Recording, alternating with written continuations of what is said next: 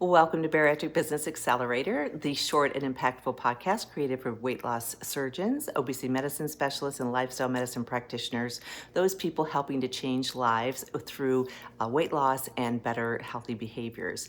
I'm doing a three-part series. This is the first one, and it's actually a real talk series, I'm calling it. Today, we're going to be addressing the things that I have seen after over a decade of consulting with practices about what silently kills the growth of their practice.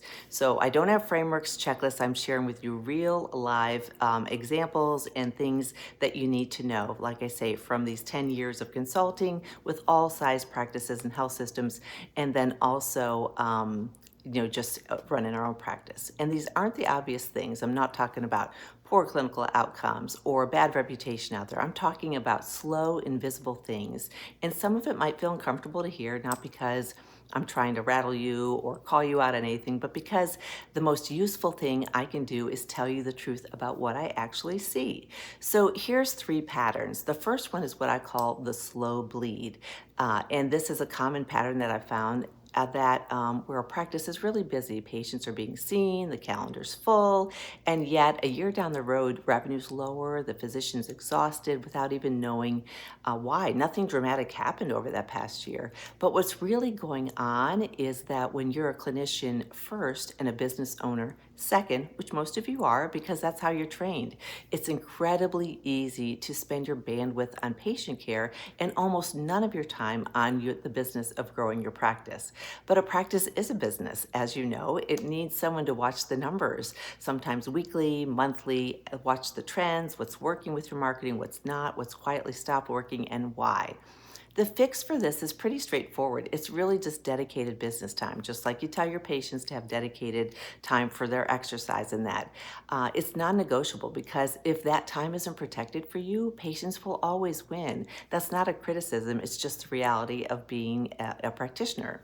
The second pattern is being the best kept secret in town.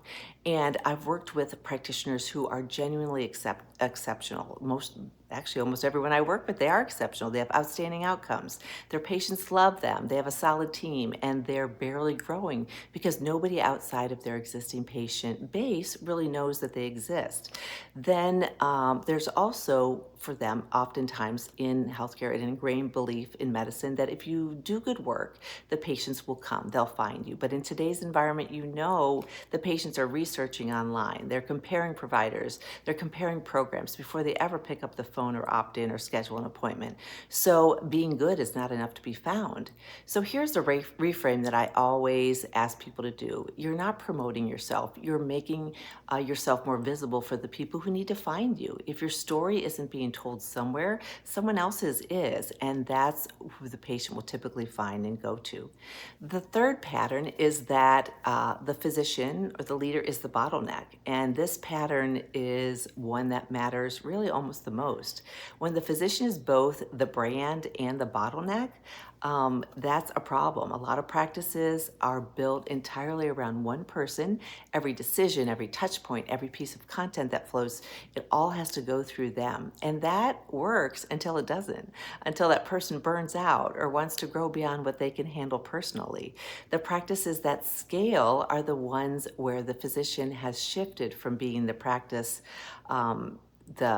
from being the practice to running the practice. That distinction is everything. If every single thing in your practice depends on you personally showing up and also doing it, you don't have a business, you have a very stressful job. So either you need to have that business side or have someone who can do it for you.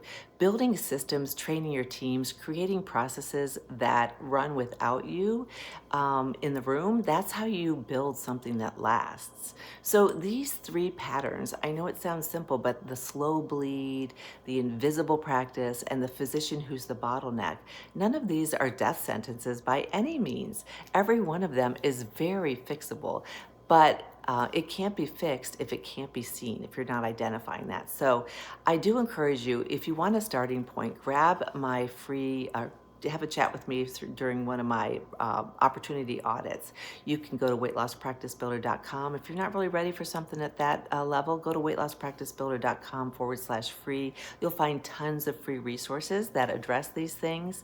And I can also you can just reach out to me, Karol, Karol, at weightlosspracticebuilder.com, and we can chat about what's going on in your practice.